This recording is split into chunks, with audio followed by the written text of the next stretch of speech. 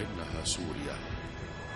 منذ أن وجدت كانت وطنا للحقيقة والحق والمعرفة والحوار، وطن الأبجدية الأولى والمكتبة الأولى واللحن الأول والملحمة الأولى والمحراث الأول والمركب الأول ودورق الفخار الأول والمرآة الأولى والسباق الأولمبي الأول وأطواق الغار الأولى.